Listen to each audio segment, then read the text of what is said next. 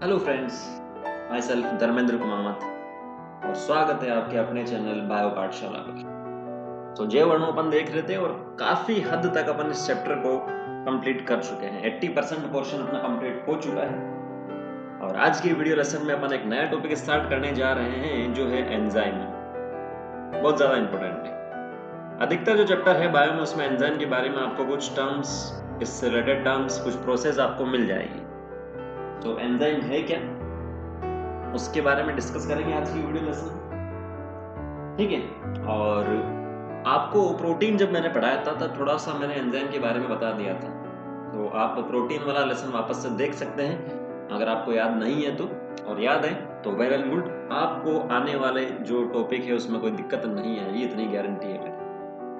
तो स्टार्ट करते हैं एंजाइम। एंजाइम है क्या, उससे पहले अपन बात करें किसी भी जीवित जीव में या जो भी रिएक्शन से, केमिकल रिएक्शन, वो स्वतः नहीं होती है, ऑटोमेटिकली नहीं होती है, ठीक है, ऑटोमेटिकली नहीं होती है। तो उनको क्या होती है, स्टार्ट करने के लिए ऊर्जा की जरूरत होती है। तो अभिक्रिया जो होती है, सिंपल सा मैं पॉइंट लिख रहा हूं, नोट करते चलेंगे और एक्सप्लेन जो मैं कर रहा हूं उसे समझते चलेंगे। अभिक्रियाएं जितनी भी होती है, कौन सी अभिक्रियाएं? रासायनिक अभिक्रियाएं, वो स्वायत्त नहीं होती है, स्वतः नहीं होती है। अब स्वायत्त नहीं है तो इसको मतलब अभिक्रिया का मतलब क्या होता है? एक से दूसरे में कन्वर्ट होना, जो केमिकल्स है उसका, वही एक टाइप से अभिक्रिया होती है। तो स्वायत्त नहीं होती है तो क्या होती है, उस रिएक्शन में, अभिक्रिया में ऊर्जा की जरूरत अपने को होगी, ठीक है, ऊर्जा की जरूरत अपने को होगी। जो ऊर्जा की जरूरत है केमिकल रिएक्शन में, उसे अपन बोलते हैं सक्रियण ऊर्जा। जिस ऊर्जा की जरूरत, जैसे अपन बात करें कि C6H12O6, अगर मुझे इसे किसी भी दूसरे केमिकल में यहाँ से कन्वर्ट करना है, यहाँ पर इस रिएक्शन को स्टार्ट करना, तो यहाँ पर अगर मैं इसे कुछ एनर्जी दे रहा हूँ, जैसे सपोज कर लो कि 2 किलो कैलोरी, सपोज ये आपको करना है, या 2 कैलोरी, क्योंकि ऊर्जा की यूनिट कैलोरी में अपन बात कर रहे हैं, तो इतनी ऊर्जा की अपने को जरूरत होगी। तो ऊर्जा की जो जरूरत है अपने को, जितनी ऊर्जा की जरूरत है उसे अपन बोलते हैं सक्रियण ऊर्जा, और इंग्लिश में इसे अपन बोलते हैं एक्टिवेशन एनर्जी। क्या बोलते हैं? Activation energy.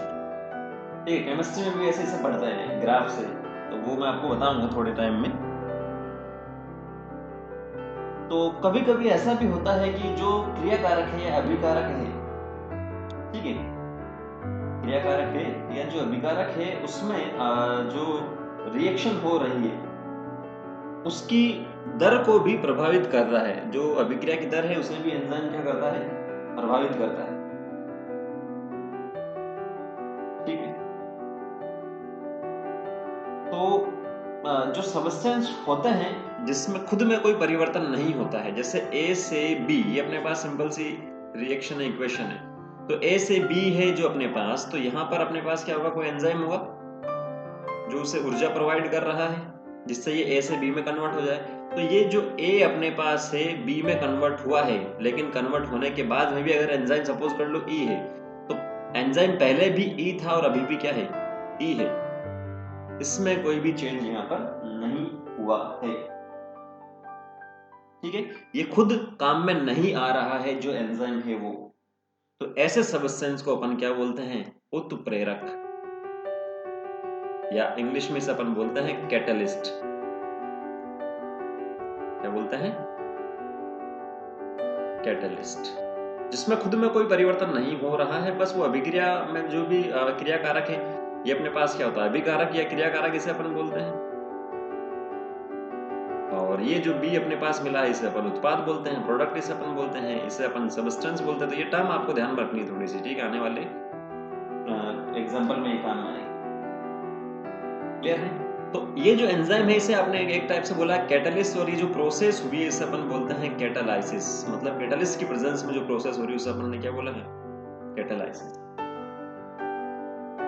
ठीक है। तो जो भी अभिक्रिया की दर है वो पॉजिटिव भी हो सकती है, नेगेटिव भी हो सकती है, इसके बारे में भी अपन थोड़ा सा डिस्कस करेंगे बाद में। अभी आपके पास इंट्रोडक्शन ही चल रहा है, कुछ टर्म्स ही मैं आपको बता रहा हूँ। नेक्स्ट अपन बात करते हैं कि जीवित कोशिका में हजारों अभिक्रियाएं होती है, क्योंकि ये कोशिका है, इसके अंदर न्यूक्लियस है, न्यूक्लियस में डीएनए है, डीएनए से आरएनए बनता है, प्रोटीन बनता है, या जो अपने पास क्या है, ये कोशिका द्रव्य है, इसमें भी बहुत सारी केमिकल रिएक्शन होती है। तो जीवित कोशिका में हजारों अभिक्रियाएं होती है किसी भी एक टाइम पर, पर्टिकुलर टाइम पर। ऐसा नहीं कि पहले एक अभिक्रिया होगी, उसके बाद में दूसरी होगी, उसके बाद में तीसरी होगी। एक पर्टिकुलर टाइम पर हजारों रिएक्शंस हो सकती है। तो जो उसकी दर है और जो उसकी दक्षता है, ठीक है, जो दर है और जो दक्षता है, जिसमें जो रिएक्शन है वो कुछ एक स्पेसिफिक मॉलिक्यूल पर डिपेंड करते हैं। जैसे मैंने बोला कि 100 मेरे पास क्या थे, अभिकारक थे, और वो 100 उत्पाद में कन्वर्ट हो रहे हैं साहब। कितने टाइम में? 10 सेकंड में ये कन्वर्ट हो रहे हैं, एक एग्जांपल है। और दूसरे में मैंने बोला कि 200 मेरे पास अभिकारक हैं और वो 100 उत्पाद में कन्वर्ट हो रहे हैं और वो 20 सेकंड में हो रहे हैं। तो यहाँ पर तो 100% एफिशिएंसी है। दक्षता कितनी है इसकी? 100% है कि 100 जो अभिकारक थे, ये इस साइड में जो लिखते हैं वो अभिकारक होता है और ये उत्पाद है। तो 100 जो अभिकारक थे वो 100 उत्पाद में बदल गए और 10 सेकंड में बदल गए। लेकिन दूसरे में मैंने बोला कि 200 जो अभिकारक हैं वो किस में कन्वर्ट हुए हैं? 100 उत्पाद में कन्वर्ट होता है। एफिशिएंसी कितनी हो गई? 50% दक्षता हो गई। 50% दक्षता हो गई। और समय की अपन बात करें तो ये 10 सेकंड में हो रहा है, ये कितने में हो रहा है? 20 सेकंड में हो रहा है। तो यहाँ अभिक्रिया की जो दर है वो क्या है? फास्ट है, तेज है, और इसके अंदर क्या है? अभिक्रिया की दर कम है। तो जो जीवित कोशिका की जो अपन बात कर रहे हैं, इसमें जो भी अपने पास दर है, अभिक्रिया की दर है और जो उसकी दक्षता है, दोनों जो फैक्टर है डिपेंड करते हैं किसके ऊपर? कुछ स्पेसिफिक विशिष्ट मॉलिक्यूल जो होते हैं, विशिष्ट जो अणु होते हैं, विशिष्ट अणु पर निर्भर करते हैं, और उससे अपन बोलते हैं एंजाइम। कैटलिस्ट जो अपन ने बोला था वो नॉन लिविंग में भी हो सकता है, लेकिन यहां पर मैंने बोला है एंजाइम किसमें? लिविंग में। जीवित जीव जो है उसके अंदर विशिष्ट अणु है, जिसमें अभिक्रिया की दर फास्ट भी हो सकती है, स्लो भी हो सकती है, एफिशिएंसी जो दक्षता वो कम भी हो सकती है, ज्यादा हो सकती है, डिपेंड करेगा एंजाइम पे। ठीक है, तो अगर एंजाइम की परिभाषा अपन लिखे तो एंजाइम ऐसे मॉलिक्यूल, जैसे मैंने आपको पहले ही बताया था कि प्रोटीन होते हैं, एंजाइम जो होते हैं, प्रोटीन को हिंदी में प्रोटीन ही बोलते हैं। तो ऐसे प्रोटीन जो, लिखते चलेंगे, ऐसे प्रोटीन जो किसी भी जैव रसायन अभिक्रिया को, किसी भी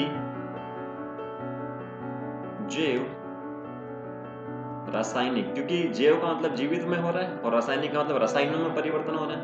तो प्रोटीन ऐसे पदार्थ होते हैं, सॉरी, एंजाइम ऐसे पदार्थ होते हैं जो, जिनका जो नेचर होता है, प्रकृति होती है, प्रोटीन नेचर के होते हैं, और किसी भी जैव रासायनिक अभिक्रिया को कैटलाइज कर सकते हैं, उत्प्रेरण इसमें कर सकते हैं। जैव रासायनिक अभिक्रिया को कैटलिस्ट या कैटलाइज कर सकते हैं। बट ये जब कैटलाइज करेंगे तो इस एंजाइम में खुद में कोई भी परिवर्तन नहीं होगा, खुद में कोई परिवर्तन नहीं होगा। क्लियर है? तो परिभाषा अपने पास क्या हो गई है कि एंजाइम ऐसे प्रोटीन होते हैं जो किसी भी जैव रासायनिक अभिक्रिया को उत्प्रेरित कर सकते हैं, लेकिन खुद में कोई भी परिवर्तन नहीं होता है। इसे आप लोग लिख सकते हैं, इंपॉर्टेंट डेफिनेशन है। क्लियर है? इतना उम्मीद मैं करता हूं आपको समझ में आ रहा। नहीं समझ में आया तो कमेंट करके बताइएगा। तो जो एंजाइम है, एंजाइम को, जैसा कि जैव रासायनिक अभिक्रिया को ये परिवर्तन कर रहे थे उसमें, तो एंजाइम को अपन जैव उत्प्रेरण या उत्प्रेरक भी बोल सकते हैं। ठीक है, बायोकैटलिस्ट, क्योंकि जीवित जीवों में ये करवा रहे हैं, नॉन लिविंग में नहीं करवा रहे हैं। बायोकैटलिस्ट भी अपन इसे बोल सकते हैं। तो लिख लीजिए, अदर टर्म फॉर एंजाइम जैव कैटलिस्ट।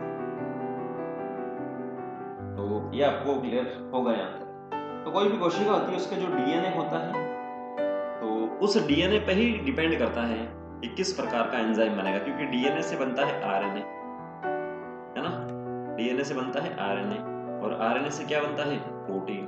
तो ऐसा नहीं है कि समस्त प्रोटीन एंजाइम होते हैं, लेकिन बहुत सारे प्रोटीन ऐसे होते हैं जो एंजाइम नेचर के होते हैं। या तो प्रोटीन लिख देता हूं या एंजाइम लिख देता हूँ। तो ओवरऑल ये जो एंजाइम बना है यहाँ से किसके ऊपर डिपेंड कर रहा है? ये डिपेंड कर रहा है इस डीएनए पर, जो नाइट्रोजन क्षारक है उसके इस क्रम पर, है कि नहीं?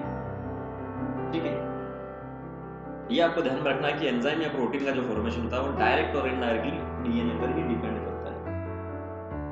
प्लस नेक्स्ट पॉइंट की अपन बात करते हैं, एंजाइम जीवित कोशिका में ही उनका संश्लेषण होता है, लेकिन उसमें से बहुत सारे ऐसे होते हैं एंजाइम जिन्हें अगर कोशिका से बाहर निकाल दिया जाए तब भी वो काम कर सकते हैं। जैसे कोशिका के अंदर था कोई भी डीएनए से आरएनए बन गया और आरएनए से कोई स्पेसिफिक टाइप का एंजाइम ये बन गया, तो अगर इसे मैं कोशिका से बाहर निकालूं तब भी ये एंजाइम के जैसे काम कर सकते हैं, है ना? क्लियर है?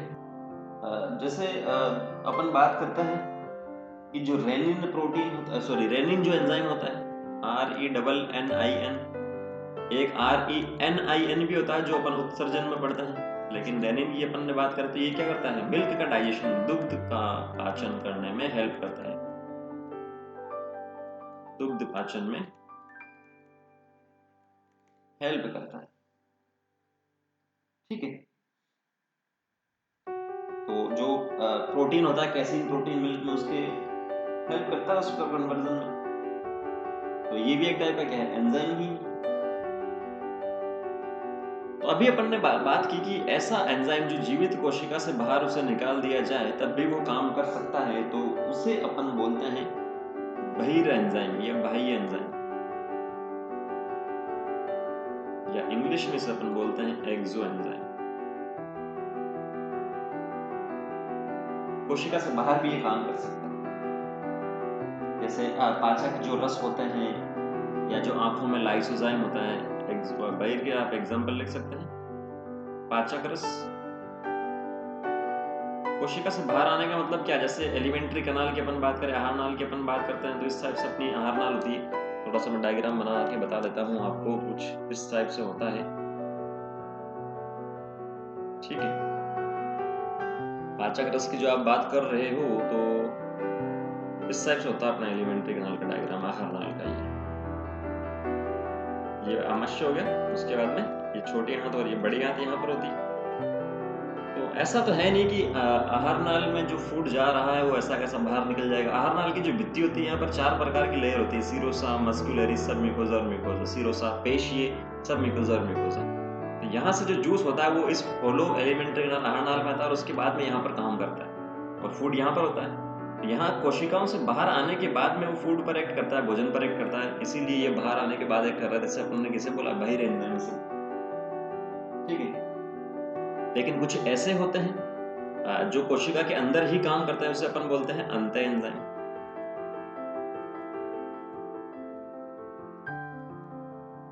एंडो एंजाइम जो कोशिका के अंदर ही काम करेंगे। जैसे ये कोशिका थी, यहाँ एंजाइम ये बन गया, अगर इसे बाहर मैंने निकाल दिया तो ये काम नहीं करेगा, लेकिन अंदर ये किसी ए को बी में कन्वर्ट कर देगा, मतलब किसी केमिकल को काम कर देगा। ठीक है, जैसे एग्जाम्पल की अपन बात करें, जो क्रेब चक्र होता है,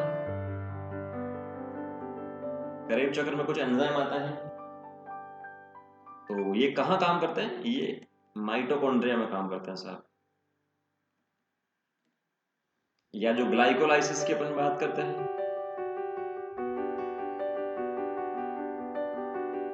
तो ग्लाइकोलाइसिस जो है कोशिका द्रव्य में काम करता है। ठीक है, तो ये अपने पास क्या है? 2 प्रकार के एंजाइम हो जाते हैं, बही और अंत, एक्सो और एंडो एंजाइम, काम करने के आधार। क्लियर है? तो ये आपको सिंपल से ध्यान में रखना है। नेक्स्ट लेसन में जब अपन मिलेंगे तो एंजाइम का जो रासायनिक प्रकृति है और उसकी जो सक्रिय स्थल है, रिएक्टिव साइट है, वो अपन यहाँ से देखेंगे, और केमिकल रिएक्शन किस प्रकार से हो रही है वो अपन देखेंगे। तो डाउट हो तो कमेंट करके जरूर बताइएगा। देखने और सुनने के लिए शुक्रिया। मिलता है नेक्स्ट वीडियो लेसन।